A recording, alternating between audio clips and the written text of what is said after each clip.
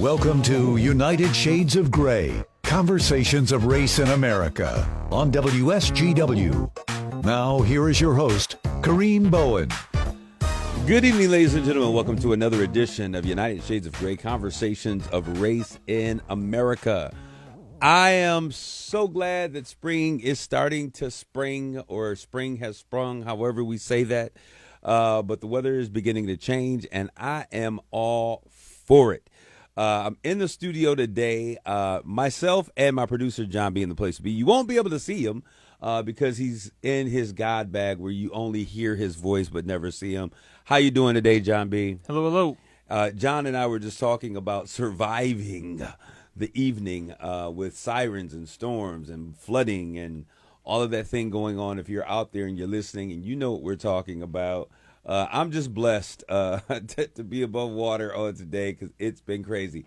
Jonathan, new homeowner, how are you doing and how did you fare last night with all the storms? Well, at the time of people listening to this on the radio, this will be Tuesday night, the big storms that blew through and all that. But no, I woke up to an alarm from my phone, and then wow. I wake up to the alarm from the phone, and then I'll go, okay, do the sirens go off here, though? Do I need to get up and get out of bed? And then the sirens went off, so I went to bed, or went downstairs. I was going to say the sirens no. are... Okay, go ahead. So I went downstairs. They stopped, so I went back up, went to bed. Sirens started up again, went back downstairs. Yeah, it was crazy. But, you know, I love the thunder and lightning, but I was a little bit unnerved on last night because it's been a long time. I must have been a kid since I've seen so much rain come down so hard, so fast. And then also sirens. You know, we used to do the little, the tornado drills and warnings where we'd all go in the hallway and sit in Indian style facing the lockers or whatever. I don't think you can say that anymore, Kareem. What's that? Indian style. I mean, that's what they called it at the time. I'm referencing back in Native American style. What do we call it? Indigenous people style. Yeah, I want all the kids to come in. We're going to get in a big circle. We're going to sit in indigenous people style, and we're going to play Duck, Duck, Goose. It just doesn't roll off the tongue the same way. But it's been a long time since I've had all of those things going on. It was a bit unnerving because the rain was real. As a matter of fact, it's been a couple of days like that. I feel like we're hitting into the Noah Ark syndrome of things. But, hey, it is warm outside. It was a warm rain. I'm hoping we can hold on to this. Temperatures don't say that we're going to do that, but we're going to see what happens. We are in the great Midwest. Shout out to everybody who's out there who's listening in at WSGW 100.5 FM or 790 AM. We certainly thank you for tuning in each week for USG, United Shades of Gray, here at our program. And so we're excited to be here. This is, we have been talking about Connoisseur Media, the new name of the show, the new place that the show is anchored on. And you can get this show and all other shows of this context that fall under the volume.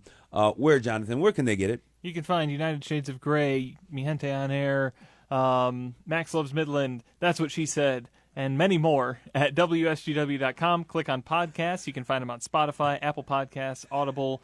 Some of them are on YouTube. All over the place. Do you know why I'm laughing? No. Because for a second I felt like I was going to say Bob Barker, but Bob is no longer there. It's Drew Carey now. Oh. And the price is right. Tell them what we got for these prices. And you came in with that information. But it's good to have everyone out there. Today we're going to talk about engaging divide in racial conversations. And I was planning that conversation. And then in having that conversation and thinking through it in my mind, I thought to myself, wow, I really want to have a conversation. Many of you that listen to this show on WSCW, a lot of the things are like, why do you always talk about race, you know? And I've also been called a racist by some of the things and thoughts. And so, and I appreciate your comments and your concerns, even if, you know, I don't embrace what you say. I appreciate the fact that you have an opinion and that you have a thought. But I thought that it would be interesting to bring in a couple of people who are a part of really breaking down real barriers of our conversation. And we're going to bring them in right now. Those individuals are Frank Sanders and Michael Peterson. If you're watching via your social media platform, the guy that looks like a middle-aged Daniel Boone with the long beard, or the gnome king, is Mike Peterson, Minister Mike Peterson, or Elder Mike Peterson, Pastor Mike Peterson is what I call him. And Pastor Mike, why don't you just really give yourself, or give the people, the audience that are listening, a quick introduction as to who you are and what you do. So my name is Mike Peterson, apparently the gnome. That's a new one. And by the way, it's called crisscross applesauce, not Indian style anymore. Got it. So I'll let you know that. So I work for InterVarsity Christian Fellowship. I'm a campus minister with them, and I've been at Delta and SVSU for quite a while. Like 18 years now, I think I've been doing this. But I live in Midland, not far away. Kareem and I have been working together for, what's it been, a dozen more years now? Yeah, about 13 years, 12, 13 years. Yeah, it's been a while. Yeah. So it's good to have Mike here. I always refer to Mike, to folks, as my brother from another mother, because you see that we are not twins, not even fraternal. But we have such an amazing relationship, and we work together on campus at SVSU with Impact Campus Ministries. How appropriate, I wore a branded shirt, and we've been doing that for 12, 13 years, making real impact on campus, spreading the love of Christ, teaching, sharing, and engaging. And that is my partner in purpose as we do that. And then the other young-looking fella that's there, who is in the stream if you're out there, but you're going to hear him on the radio, is Minister Frank Sanders. He operates as the campus ministry out at Impact. Impact is kind of like an extension of the Potter's Church Ministries. It's a part of what we do when we're doing evangelism. And so we've been doing this for 12, 13 years. Frank initially came in as a student from a different organization that we're working on campus. And then when we formulated Impact, he came in, and he is now the leader. He and his wonderful wife, Katrina Sanders, who also met at Impact and also are now married, and they're creating Impact babies. Frank, welcome to United Shades of Gray. Hey, thanks for having me. And so, Frank, why don't you share a little bit about what this whole thing is? Because we're going to talk about engaging the divide and racial conversations. And the thing that makes this conversation interesting to me, because I never thought about it, what we are doing on campus with Impact Campus Ministry makes it probably the most diverse religious gathering that takes place in the Great Lakes Bay region. Much of the area. But go ahead. Why don't you share what we do out at campus, Minister Frank? So yeah, I mean, we've been doing campus ministry, as you mentioned, for 13 years. And I mean, really, we make sure that the focus and the attention is on Jesus. And so we share a very consistent, a very basic Bible message, very simple. And we welcome everybody. I would say culturally, we're probably, we service, pretty much everybody. We serve, multiple different demographics. But we've had one of the things I didn't even think you mentioned is we have a good contingency of international students. Yes. So students that are from Ghana and from India, and we've had students from Pakistan and, pretty much from all over that come in and they feel comfortable. But we just create an environment where people feel loved. We greet everybody that comes in. We minister. We spend time getting to know the folks. And we don't focus on the racial divides. We really focus on the things that unite us. And it's been interesting that we've had the diverse impact that we've had, right? Because one of the things that we noticed at Saginaw Valley's campus is that there weren't any ministries that actually ministered or catered to African American students, and so Impact was that ministry. But in doing so, what we saw is that other students were coming and joining, and they loved the culture that we were building at Impact. And so now Impact has become this multi-ethnic, ultra diverse body of hundreds of students that we get that come in every week. Yeah, it is really amazing. I want to back up just a little bit. because you really took us to where I think the conversation needs to start. But I want to just kind of talk a little bit about how this formulation came, because we always talk about how Sunday mornings are the most divided time racially, racially segregated time of the week, right? Everyone goes to their church that looks like them, that ministers the way that they want it to be, and we do our own things. What we see at Impact is so super different. But let's talk about how it started, Mike. Mike, you share what exactly your role is with InterVarsity Christian Fellowship. Go ahead. I'll let you go. Okay. So I'm a campus minister. So I help students grow in their faith and build community. Studies, outreach, pastoral counseling. Do a lot to help to develop them as potential leaders for the church, for the organization, and their community. A lot of times I help with helping plan and develop small group Bible studies, how to do that. There's a lot of different things to do, but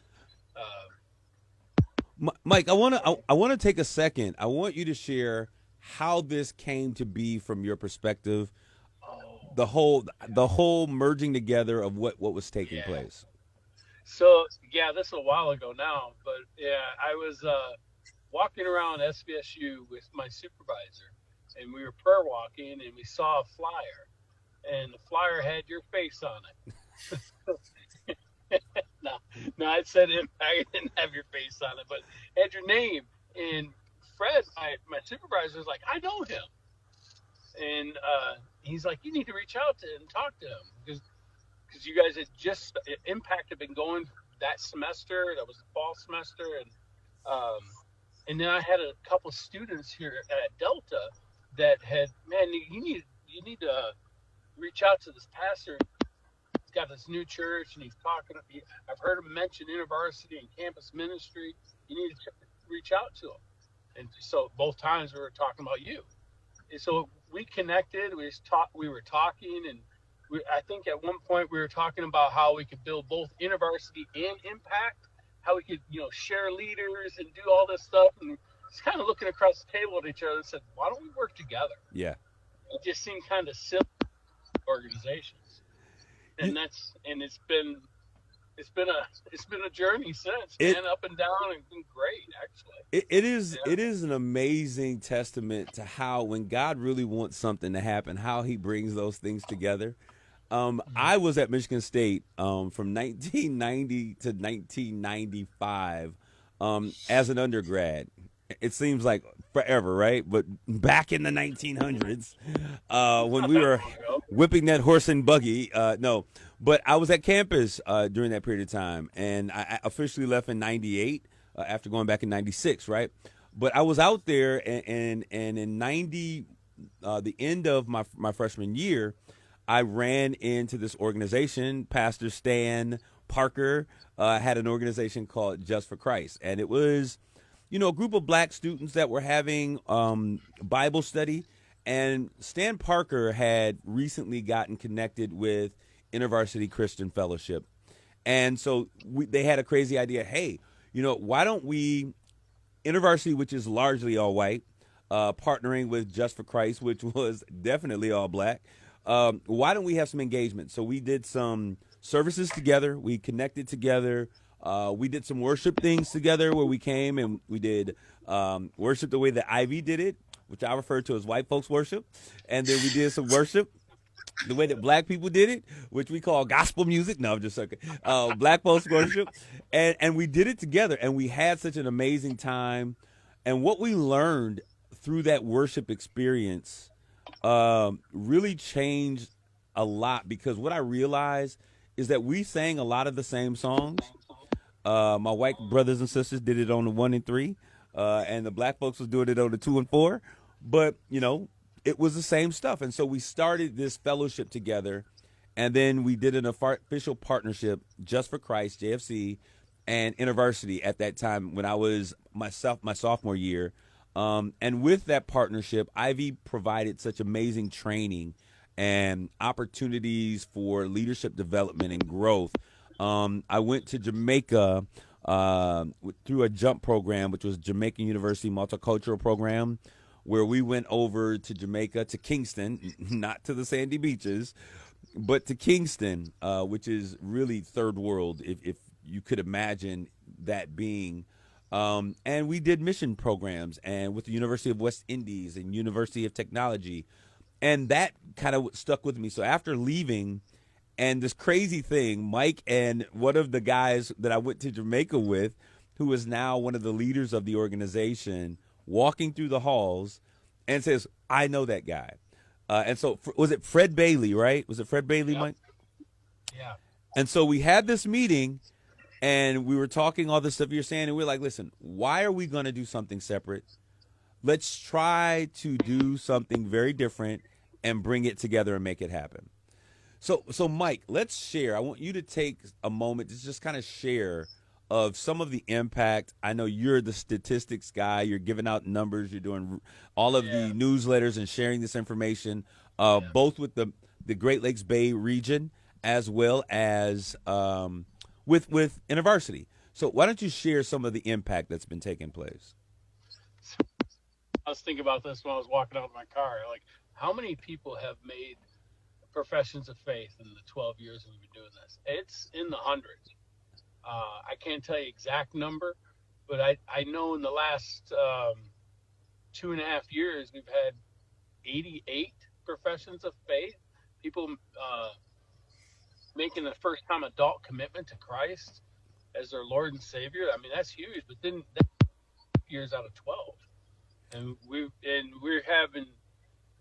right now we're averaging 100 students at our large group meeting, over 100 students. And I mean, it's so diverse now. It's breathtaking. I remember when it was just me and Josh. We're the only light-skinned people in the room. And Mike, Josh. And so Mike, I forgot about Josh. But let's say that. Let's talk about this, Mike. I think it's important because, as we talk about, race and our faith. I don't say religion. I'm not a religious person. I believe religion is what man does for man, but relationship is what God does for man. So when we talk about relation, like our faith and race, when we set out, Frank, 12, 13 years ago to do this, we had already been operating on campus with another organization. And I told them, like, look, this is where God wants to go. And I think either you get on board or you don't exist because he's going to suck up the oxygen in the room. Do you remember that conversation? Yeah. All right. So let's talk about what we targeted. What was our focus as we didn't set out to create this super diverse organization of believers. We set out to just talk to black and athletes. Yep. Yeah, I mean, as you talk about that, I mean, at Saginaw Valley, I mean, you had organizations. There were already Christian organizations that folks could go to, but none of them. You talked about like how the different program that you were a part of, and one group, you had a different style of worship, you had a different style of engagement. There was likely a different style of teaching, same gospel message, but different styles of teaching. And, it's interesting, you look at Saginaw Valley's campus, I mean, it's pretty much one size fits all. And there was a demographic that really wasn't being ministered to. And so when you talk about when we set up and Impact was started, it was really targeting that demographic, right? Athletes, and, we have black and brown students, right? And it's interesting, when we set out the target, even though, folks, occasionally there will be sprinkles that will come in, right? From Mike, you said you and Josh were the only two people at some point. I can't believe you referred to them as sprinkles, but okay. I mean, that's, you would come in, but the reality is we would make sure that everyone felt comfortable and felt safe. It was a safe family environment. So we recognized that there was sometimes like, I don't know if I feel comfortable being the only white person in the room. Now the black people, we have a lot of experience being the only black person in the room. But what we found is that for our light-skinned counterparts, they didn't always feel comfortable being the only only white person in the room.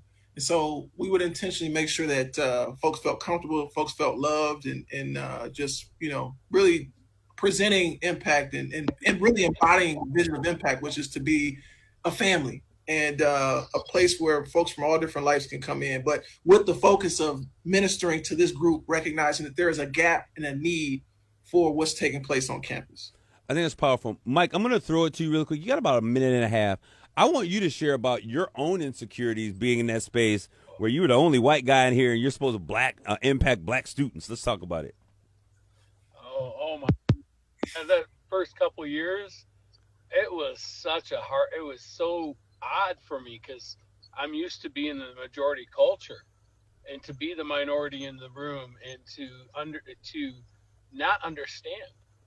I mean, how many times, and Frank could answer this question, how many times did I say, imagine you were talking to I didn't say uneducated, but uninformed white guy, or somebody that didn't understand that, because like words like crispy or stuff like that, I didn't know what they meant. So I was just asking questions and just being genuine, like, I don't understand. Help me understand. But I had to get past that pride part of like, I know everything. I don't. And there was some shock to the system at times, especially the difference between white culture and black culture and student culture and being a veteran and stuff like that. There's different things. Learning the differences were at times painful, but rewarding at the same time too, because I get to see just how great our God is, but how diverse we are. All right, Mike, we're gonna put a pin right there. I'm gonna have you come back. We're gonna continue to talk about the comfortable list that must take place to continue to bridge the gap between the races. We're gonna take a quick commercial break. We'll be back with more United Shades of Gray.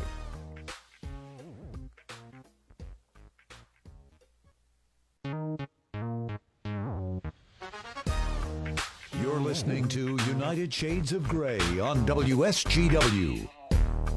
All right, we're back. This is Kareem, and you're here with United Shades of Gray. I have in the social media stream with me on the line Minister Frank Sanders, who is our lead minister out at Impact Campus Ministry at Saginaw Valley State University, and our other lead minister, Mike Peterson, our partner in purpose, representing InterVarsity Christian Fellowship. Mike, before we went to the commercial break, you were talking about how uncomfortable it was. And I remember us having these conversations. You're like, Kareem, I really don't think. I think I'm a cornball. I don't think they like me. They don't understand. And I said, Mike, do you remember these conversations, Mike? Yeah, I think I called myself a hick a few times. And, it's just, I remember these conversations. But I remember those times, and I remember saying to you, and that's, what's interesting is that we can look very different, come from very different places, but we have the same issues. And I remember one of the issues that the three of us really learned to connect around, and it just happened in a conversation. I think, Mike, you began to share your story of how your father wasn't present in your life. And Frank and I had a very interesting, similar situation. And we realized that what united us was much stronger and greater than what separated us. And I remember saying to you, Mike, all you have to do is be authentically white. So to all my white folks out there, please, you don't have to be a brother to talk to the brothers and sisters. You don't have to learn all of the language and the colloquialisms and all of that stuff. Just be white. We appreciate white folks being white folks and coming in with a loving heart. And that sounds crazy. But Mike, is that not what I told you? Yeah, you told me multiple times, just be you. Yeah. But don't try to be what you're not. So if I'm uninformed, ask questions. If I stumble over stuff, well, I'm going to. But just be me. Yeah. So Mike, as we model this conversation, I think that's really what we're doing. We're showing how if we can come together in things like faith, we can do that in other areas, right? When did you realize that being the only black man, being the token white guy in the room, no, I'm just joking, being the only white guy in the room did not exclude you from making an impact? When did you really feel, wait a minute, I'm accepted among this group, I'm a part of this group, I'm able to make an impact here? I think actually it was after I shared my testimony when I talked about, my father leaving when I was before I was born, actually, while I was in the womb, and talking about growing up in that. I had students start talking to me that wouldn't, and I really felt like I was connected, but and connecting with students, and then getting to know players on the football team, and spending time just doing the office hours, spending time with people. Um, it just felt normal, if that makes any sense. Um, And I think, when we talk about diversity, we'll always hear this from the other side, right? Diversity makes things better. We have, a more diverse population. We have more unique ideas. And Mike, you brought something to the table. And Frank, I want you to kind of talk about some of the things that Mike brought to the table. I think that we were really good in engaging and connecting and providing a space for Black students to come in. But some of the training and some of the teachings that Mike brought from his time with InterVarsity, what are the proxies and those things? Share how that collaborative effort really paid off. Yeah, so when we got together, InterVarsity obviously, and there's financial resourcing behind it, but when we were able to do different opportunities to evangelize, like the Red Pride Picnic, or any of these other SVSU events, Mike was able to bring in his skill set, his know-how in setting up proxy stations. What is a proxy station? It's not something that I was exposed to, pre-Mike, but it's an opportunity for you to engage with students and ultimately have an opportunity to engage with them and minister to them and share the gospel, right? Mike brought a ton of resources from InterVarsity as far as Bibles, for example, things that we take for granted that are simple, but are huge blessings. And I can't tell you how many times I show up on campus and I see those InterVarsity Bibles in students' hands. I know that you got that from Pastor Mike. To even just the trainings, right? Like, up until recently, Mike has been, the major resource for small group training.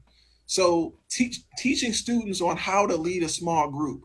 Obviously, InterVarsity has a very different way of sharing or leading small groups than like what we've typically done. I'll say through the Potter's Touch, but it's been really effective and students really enjoy it. And when we didn't do it, the students were like, "Hey, when can we get back to small groups?" Two, just the availability and the counseling piece that Mike provides, right? So as far as the office hours, Mike is the quintessential faithful office hour leader, right? Yeah. So when the students come, they have different needs that they have different things that they're going through. And, I can't even kind of put or quantify the amount of impact that Mike has had as far as counseling the students with different things. I mean, you and I do it. We all do it. We're part of ministry. We talk to students that are dealing with crazy situations, right? Yeah. Things that they don't open up to other people about. And they entrust us with that. And, Mike has a very systematic process and a way that he goes through to listen, to counsel, and encourage. And I think a lot of the reason a lot of these students are really still in the faith has been because of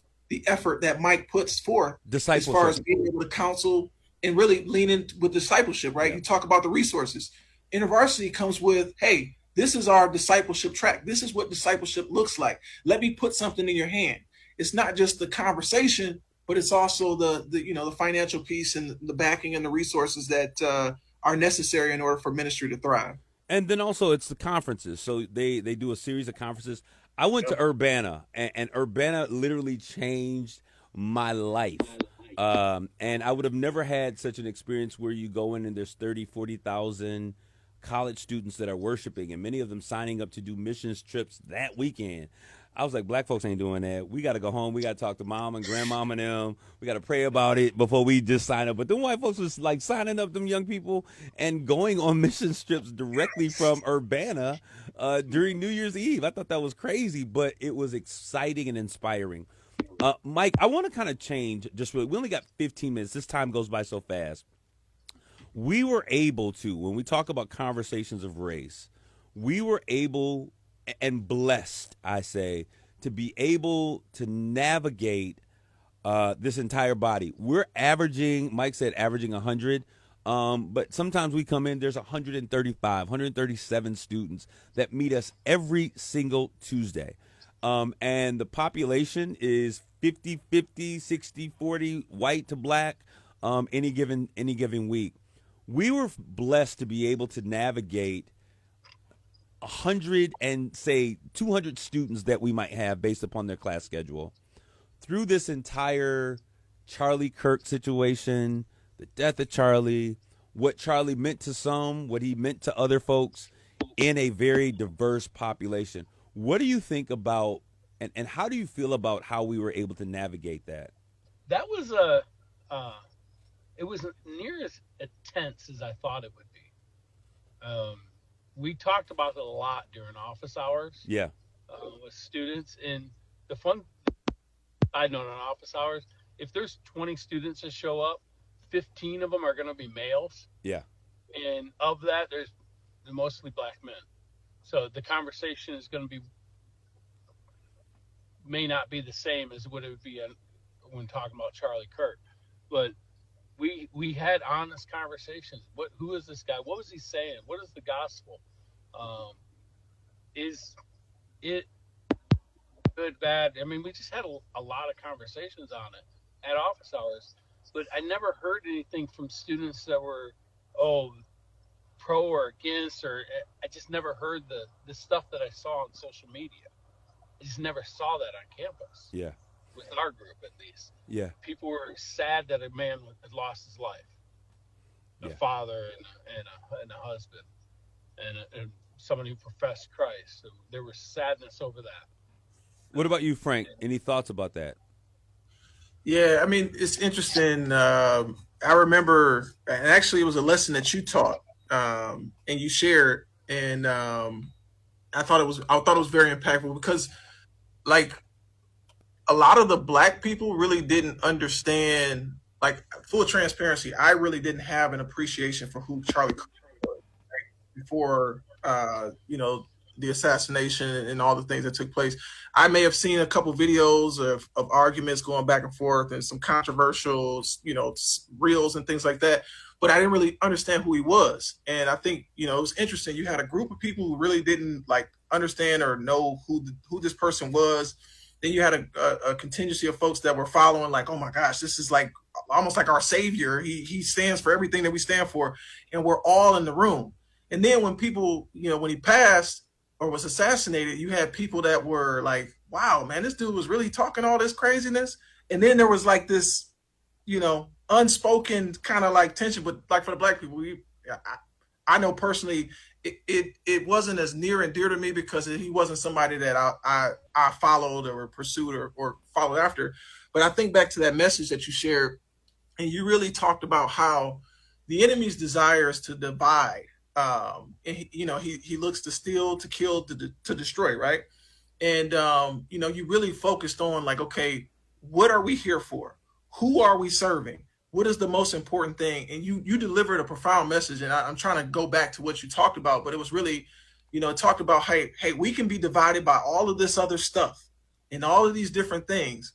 But in reality, this is what the gospel message is. This is what's most important. And at the end of the day, we are who we have. We are a family. We should not, and we will not allow the things that are taking place in the world to break up what it is that God is doing in this situation and in this season and in this ministry, and to cause us to take our eyes off of Jesus, to be more focused on internet personalities, to be more focused on the things that divide us than the things that actually are meaningful and purposeful. And so you delivered that message. And it's been a while since that time. We were actually in a different room, but I had heard testimonies from students that were like, man, I really needed that, right? We had students that were, one of the students was a president from Turning Point USA, the Saginaw Valley representative. And, what you shared was a straight up gospel message. It was, this is what the gospel is. This is what the gospel is not. And this is what it means for us to be a believer. And when you shared that, you heard the testimony. I don't know if you had an opportunity to share that on the show, but it was very powerful.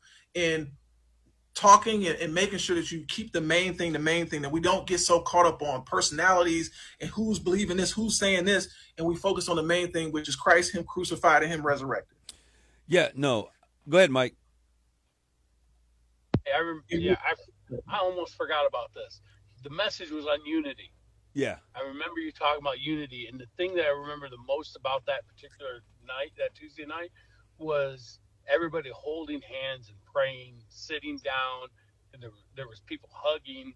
The point of the thing that's uniting us is far more important than what divides us, and the response of the students. I'd almost forgotten about that. That was a powerful night. You know, Mike, in that moment, and I'm so thankful. It's saying something about rebooting the system or something.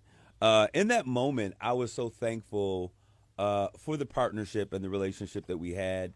It was a real challenging moment. I think understanding and being, to Frank's point, like Charlie, I didn't agree with half of the things that he said. And I've had, and even on this show, my producer and my co-host, we were sitting there and we've had very strong disagreements.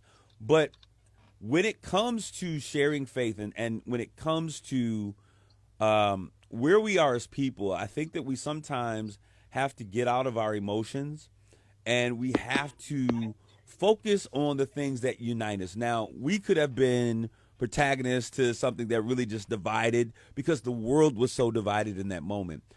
And so this is what I say as we talk about how do we overcome these racial barriers that often exist. You focus on what unites us. And when we think about who Christ is, when we think about what his desire is, it is bigger than a race. It is bigger than any religious sect or group. And so we have to focus on and it is the love that exists. And I think that was the challenge, to allow love to lead first. And I say this because we're in a place right now where there are so many things that are being talked about as what Christian faith is, what it means to be a believer.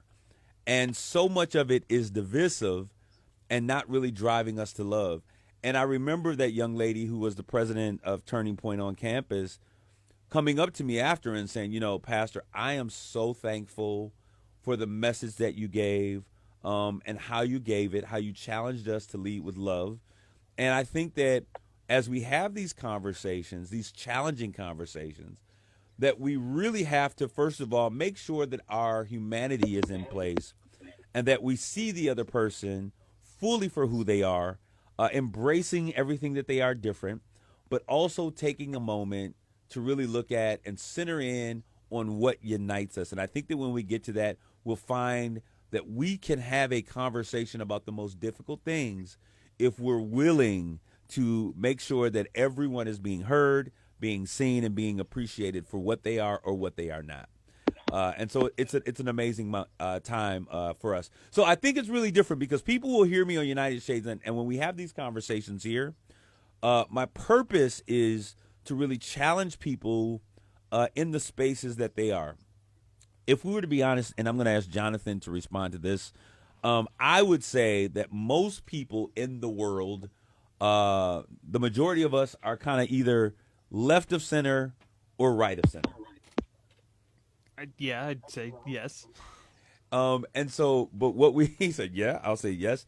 But what we often focus in on are the fringes, those who are all the way right. Well, they're the loud people. And so when we have these conversations and we do this, Jonathan, and we've done it before, how have you been able to recover? Sometimes we have conversations and our feelings are injured. We may feel a particular way. How have you been able to come back each week, reset, and continue these conversations? Because we're both human beings and we both have differing opinions and differing views on things, but like leading with forgiveness and leading with trying to understand is just the best way to have any sort of dialogue. And one of the things is being willing to say I'm sorry. I mean, if your desire or your hope is to gain understanding or to be understood, then we have to be willing to apologize. And I've come in with a number of apologies when we've crossed the border or when we've injured someone in these conversations. Mike, when you think about the impact that's taking place at Impact SVSU Tuesday nights at 7 p.m., shameless plug, what are the things that you're hearing from the white community about what they're seeing in terms of this super uber diverse group of people, black, white, international, athletes? What are you hearing? Oh, I hear a lot of praise. One, and there's like churches have wanted to come alongside and help. People are impressed that that it's not as divided as they hear on the news or in the social media world. I just hear a lot of, man, I'm glad you're doing this. There's a lot of appreciation. What I'm hearing from, especially in Midland. I mean, Midland's a predominantly white community, and to hear about what we're doing at SVSU, people are excited about it. They're excited to hear that politics is not getting in the way of people growing in their faith. Yeah, and I think coming at it from a position of faith, that's the role of the Holy Spirit, is to gather and unite people in the body of Christ. And you look at places where the Holy Spirit has not been permitted to work, and that's where you see a lot of this division. I think you said it best. Many people will profess to be Christians, and Christians is a religious division of people, right? But when we say that we're believers, it means that we allow space for Holy Spirit to move. Jonathan, that was a wonderful point. And when Holy Spirit has an opportunity to move, then our hearts have the ability to be impacted and changed. I know, Mike, you and I have had some very strong conversations about things. And what I love about our friendship, and I don't want to say friendship, it is a brotherhood. We could not look more different than we are, but one thing that we share is a true desire and love for one another. I know every member of your family, your children. I've watched them grow up before our eyes over the years. Your wife and everyone else. You have been to my church. You've been a part of the family. You've been to the cookout, macaroni and cheese, green. I mean, you've been a part of it. As a matter of fact, we have coming up a unified baptism service. And Mike, you and Minister Frank baptize these college students together. And so I'm very thankful for that. We only have about a minute left. Mike, I just want you to share, how can people reach out to you? Because a part of what you do and the work you do is funded work through InterVarsity. Yeah. Share how people can contact you. Got about 50 seconds. You can contact me at Mike.Peterson, that's Petersen, at intervarsity.org. That's my email. You can call me text me at 989-859-4300. Love to hear from you. Yeah. All right. Love to hear from people. And Mike, Frank, what is our social handles on, I think, IG? It's Impact SVSU. And so you can catch us there on our socials. Reach out to Peterson there. You can always catch me here at United Shades of Gray, Conversations of Race in America. Or catch me on social media pages, all of them out there, Kareem Bowen. We endeavor to have interesting conversations, and I think that when we talk about the intersectionality of race and religion, it becomes an important one because we have to lead by love, and faith and grace have to be the principal things. Thank you guys for tuning in this week. We want to say thank you, and as always, take care of yourselves and each other. Grace and peace.